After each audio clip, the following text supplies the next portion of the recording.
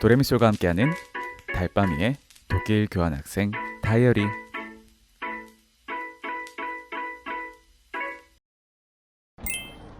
할로 드레스덴. 드레스덴에서는 A&O라는 체인 호스텔에서 묵었어요. 4인 가족실이 비었는지 업그레이드를 해주셔서 편하게 쉴 수 있었어요. 본격적으로 도시를 둘러보는데 한국의 분당 같은 신도시 느낌이 있었어요. 왜 그런가 싶었더니 2차 세계대전 이후 도시의 피해가 커서 새로 지은 게 많다고 하네요. 이미 끝나버린 크리스마스 마켓의 흔적들도 둘러봅니다. 너무 아쉬워.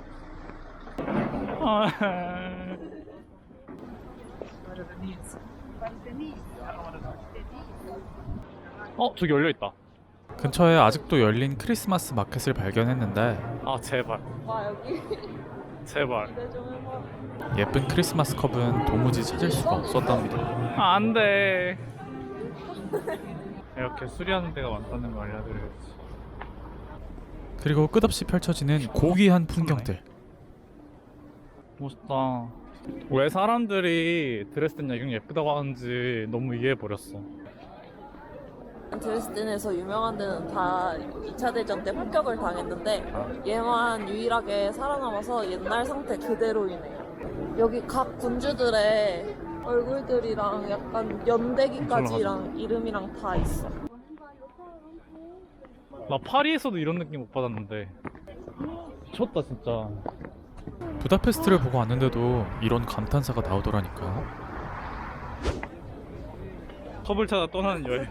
컵. 여기 근데 뭐야? 하지만 결국 예쁜 컵은 찾지 못하고 저녁을 먹으러 가기로 합니다. 그 와중에 예쁜 야경 한 번 더 봐주고요.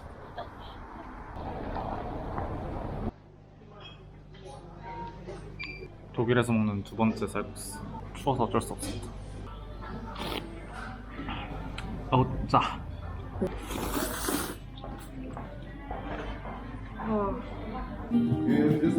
식사 후에는 얼른 추운 날씨를 피해 숙소로 돌아가 봅니다. 드레스덴 2일차. 오늘 독일에서 두세 번째로 맞는 영하 날씨네. 어떤가요? 영하 날씨 같나요? 시원한데요? 근데 아직은 몸이 따뜻해서 괜찮아. 배부른 소리들 하네 진짜. 전 정말 추워서 죽는 줄 알았다고요. 저는 너무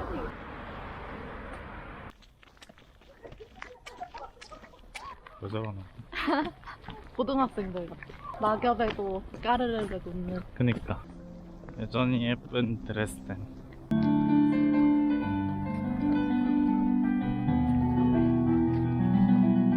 길가의 피아노 소리를 향유하며 카페에 가서 브런치를 먹기로 했어요.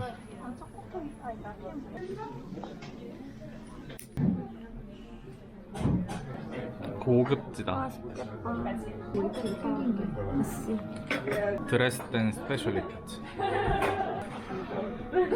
파스텔라, 치즈, 떡. 조합이 맞네. 식사 후에는 쯔빙거 궁전을 둘러봤어요. 궁전들을 갈 때마다 느끼는 거지만 봄에 왔으면 더 예뻤을 것 같아요. 이제는 빼먹으면 섭섭한 프라우엔 교회도 구경해주고요.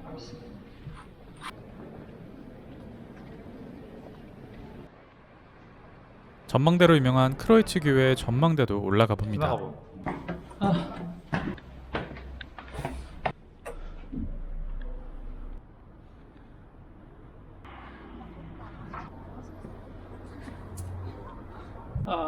추워.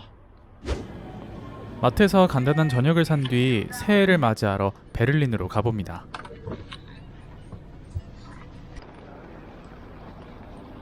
예.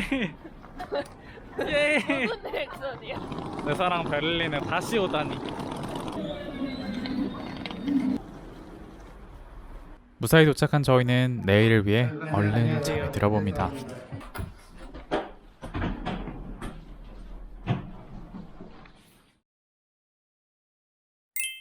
베를린의 아침은 나빠진 몸 상태와 함께 시작합니다. 너무 추워. 한인 민박에서 묵었어서 아침으로는 한식이 나왔어요.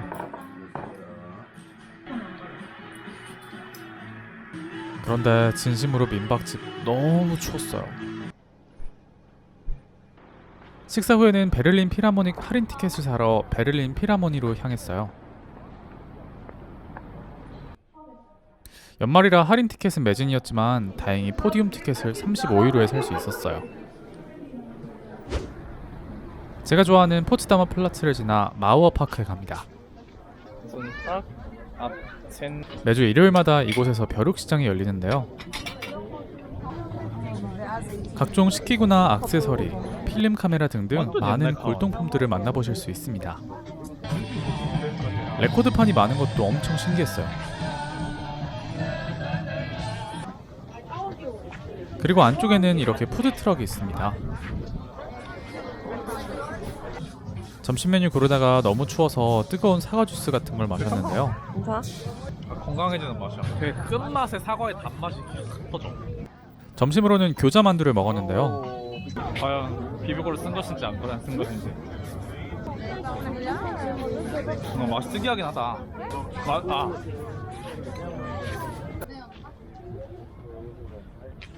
바로 근처에 장벽 공원이 있어서 이것도 잠시 구경해줍니다.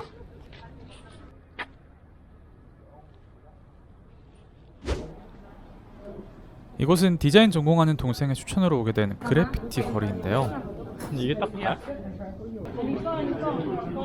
그래피티와 디자인에 별 흥미가 없는 제 눈엔 그냥 그랬습니다.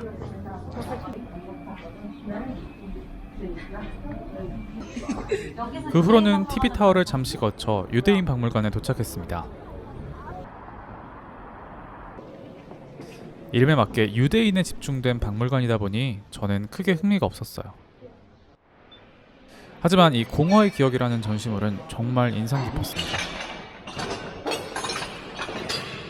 사람들이 밟는 구조물이 희생된 유대인들이고 밟을 때 나는 소리가 비명소리라고 해요. 저녁에는 베를린에 아직 열린 크리스마스 마켓이 있다고 해서 구경을 갔어요. 여기는 특이하게 이렇게 아예 천막으로 펍 같은 데를 운영하고 있네요.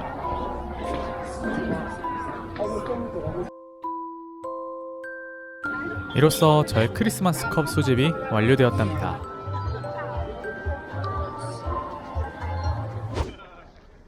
오늘의 마지막 일정으로는 오전에 예매했던 오케스트라 공연을 보러 왔습니다. 마지막으로 봤던 공연이 10년도 더 됐어서 조금 설렜어요. 특히나 포디움 자리가 이렇게 오케스트라랑 가까워서 더욱 기대가 되었습니다.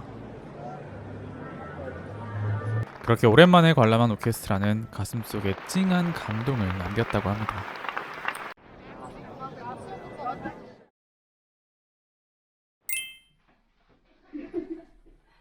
오늘은 이제 친구들이랑 조금 떨어져서 저 혼자 오전에는 작센 수영소를 가는 날입니다.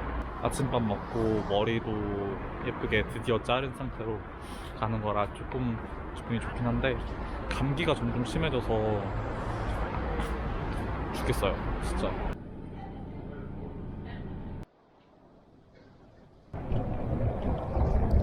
저는 이렇게 날씨 좋은 날, 그것도 베를린에 와서 굳이 수영소를 왜 갈까요?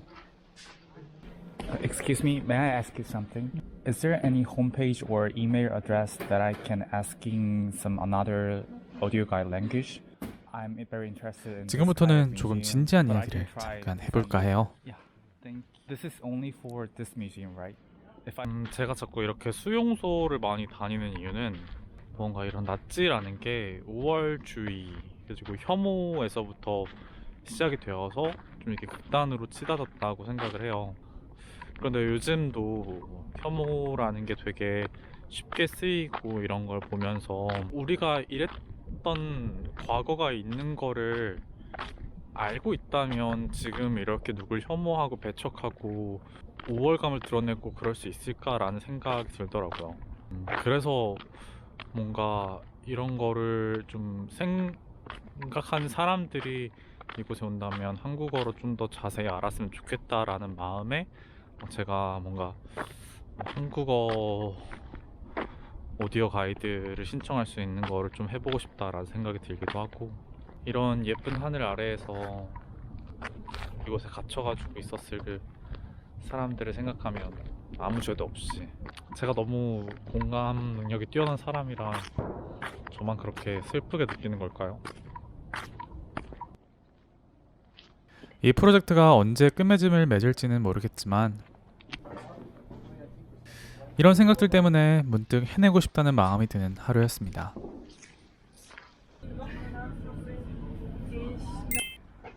시내로 돌아와서는 에코백 투어를 하기로 했어요. 듀유 리드미 서점에서 정유미 에코백으로 유명한 에코백을 샀는데요. 완전 만족입니다. 그리고 저는 다음 편집샵으로 넘어가는 길에 인생 최고의 하늘을 보게 됩니다. 비록 추운 날씨였지만 정말 가슴 한켠이 몽글몽글해지는 구름이었어요. 조금은 나지막하게 이 순간을 기록해봅니다. 두 번째 에코백은 P&T라는 찻집에서 구매했어요. 진짜 예쁘다. 마지막은 잇 베를린이라는 식료품 편집숍에 가서 에코백을 사려 했으나 실물이 너무 별로라 그냥 나왔어요. 저녁은 베를린 올 때마다 들르는 버거마이스터에서 포장해와서 먹었어요. 워크맨 보면서 맛있는 거 먹는 게 최고 힐링. 내일은 몸이 좀 나아질까요? 15번째 일기 끝.